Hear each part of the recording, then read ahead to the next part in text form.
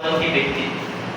তার সময় তিনি বাংলাদেশের বিমান জাদুঘর এবং বিমান জনক হিসেবে পরিচিত ছিলেন। মৃত্যুর ৪৯ বছর পরেও বিমা কর্মীদের কাছে তিনি আজও গণ্য হয়েছে। ৯ মে ২০২২ তারিখে এটির কার্যক্রম শুরু হয়েছে। ১ম ফেব্রুয়ারি ২০২৪ সালে আনুষ্ঠানিক উদ্বোধন করা সম্পন্ন হয়েছিল। এই মুহূর্তে লাইব্রেরির জন্য কোনো গঠনতন্ত্র নেই। গঠনতন্ত্র ছাড়া আমরা সরাসরি তহবিলের জন্য বইয়ের জন্য আবেদন করতে পারি। তাই আজ আমাদের প্রধান লক্ষ্যটি, এটা হচ্ছে আমাদের মূল লক্ষ্য আছে। প্রথম হচ্ছে গঠনতন্ত্র উপস্থাপন করা, গঠনতন্ত্র অনুসারে লাইব্রেরি সাধারণ পরিষদ গঠন করা, গঠনতন্ত্র অনুসারে লাইব্রেরির কার্যকরী পরিষদ গঠন করা এবং তৃতীয় গঠনতন্ত্র অনুসারে উপদেশ পরিষদ গঠন করা। আমরা লাইব্রেরির বিষয়গুলো নিয়ে আলাপ আলোচনা করব এবং কার্যকরী কমিটি গঠনের পর কিছু সিদ্ধান্ত গ্রহণের জন্য বিবেচনা করব। ধন্যবাদ। ধন্যবাদ স্যার। আজকে গঠনতন্ত্র অনুযায়ী আমাদের যে 3টি কমিটি গঠন করা প্রয়োজন, সেটা প্রথম হবে আমাদের হচ্ছিল সাধারণ পরিষদ। যে সাধারণ পরিষদে আমরা সকল সদস্য সবাই থাকবেন সাধারণ পরিষদের সদস্য। আমি যদি সবাইকে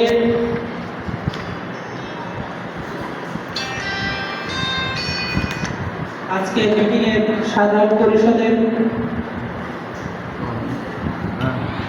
আলোচনাগুলো আমি স্যারের কাছ থেকে শুনে নিচ্ছি।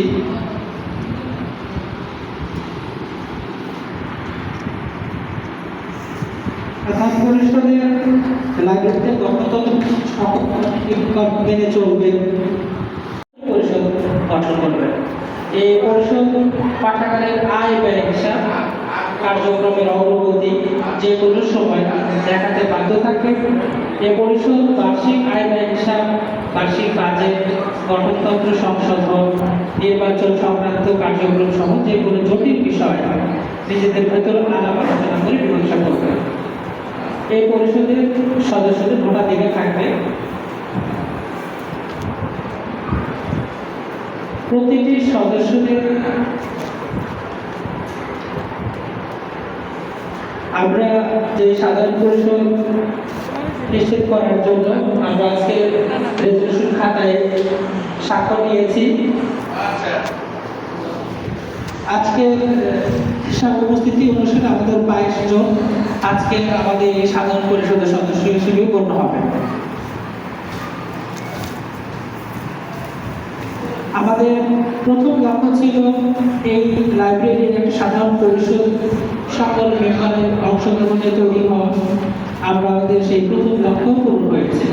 আমরা আজকে 22 জন সদস্যের মাধ্যমে আমাদের লাইব্রেরির সাধারণ পরিষদ গঠন করতে পেরেছি।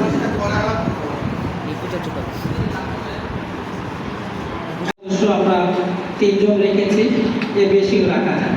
কার্যনির্বাহী সদস্যদের কার্যাবলী হবে: কার্যনির্বাহী সদস্য লাইব্রেরি সভাপতি সাধারণ সম্পাদকের পরামর্শ মোতাবেক পাঠাগারের যাবতীয় কার্যক্রমে সহযোগিতা প্রদান করবেন এবং কার্যকরী পরিষদ কর্তৃক তাদের উপর দায়িত্ব সততা, নিষ্ঠা ও আন্তরিকতার সাথে পালন করবেন।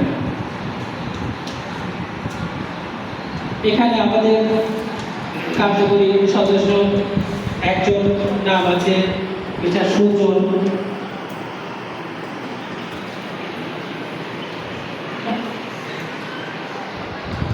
রাজিয়া সুলতান আছেন, জনাব শাহানা বেগম। আমি আপনাদের অত্র কমিটির কার্যকরী সদস্য হিসেবে প্রস্তাব করছি এবং উপস্থিত সকলের সমর্থন কামনা করছি। ধন্যবাদ সকলকে। আমরা আজকে যে লক্ষ্যে আমরা বসেছিলাম তার 2টি লক্ষ্য আমাদের অলরেডি পূরণ হয়ে গেল। একটি হচ্ছে আমাদের সাধারণ পরিষদ গঠন, সকল সদস্য মিলে লাইব্রেরির সাধারণ পরিষদ গঠন হলো। অতঃপর আমাদের একটি কার্যকরী পরিষদ গঠন হলো। কার্যকরী পরিষদের আমি নামগুলো যদি বলে দিই, সভাপতি হিসেবে আমরা পেলাম জনাব জাভেদ হক, সহসভাপতি জনাব জুলহাস মিয়া, সাধারণ সম্পাদক জনাব শফিকুল ইসলাম, যুগ্ম সাধারণ সম্পাদক জনাব হাবিবুল্লাহ কবির, কোষাধ্যক্ষ জনাব আবগারি সুলতানা ইসলাম, গ্রন্থাগারে লাইব্রেরিয়ান জনাব আখেরুল এবং কার্যকরী সদস্য আমরা 3 জন পেয়েছি।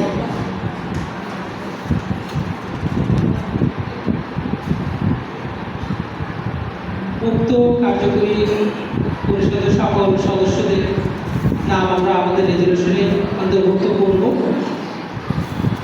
এরপর আমাদের কাজ থাকবে একটি মূল্যবান এবং দায়িত্বপূর্ণ কাজ, সেটা হচ্ছে আমাদের এই অত্র লাইব্রেরি পরিচালনা কমিটির একটা উপদেষ্টা পরিষদ গঠনের জন্য। কারণ সকল কাজই বৃথা যদি ভালো কোনো পরামর্শ বা ভালো কোনো উপদেশ উপদেষ্টা পক্ষ থেকে না আসে, তাহলে ভবিষ্যৎ সুন্দর পরিচালনা করা কষ্ট হয়ে যায়। সেই উপদেষ্টা পরিষদ সিদ্ধান্ত অনুযায়ী এলাকার জ্ঞানীগুণী ব্যক্তিদের মধ্যে হতে 5 জন, তিনি গ্রন্থাগার সংক্রান্ত বিষয়ে 3 বছরেরও বেশি অভিজ্ঞতা অর্জন করেছেন। আমি তাকে উপদেষ্টা পরিষদের সদস্য হিসেবে আমাদের সামনে পরিচয় করে দিচ্ছি। তিনি আমাদের সাথে অনলাইনে যুক্ত রয়েছেন শুধু আমেরিকা থেকে। তিনি আপনাদের উদ্দেশ্যে কিছু কথা বলবেন।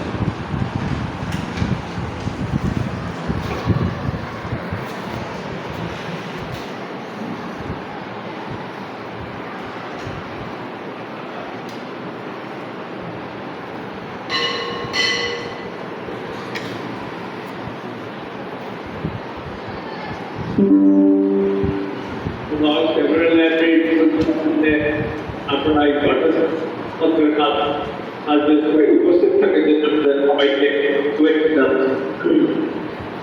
আমার নাম ওবায়দুর রহিম, মরুমুক্তলা বক্সের থার্ড ক্লাস। আমি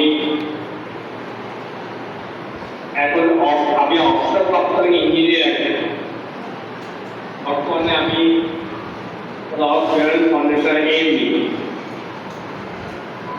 লাইব্রেরি প্রথম থেকে আমি অত্যন্ত সুন্দর পরিবেশে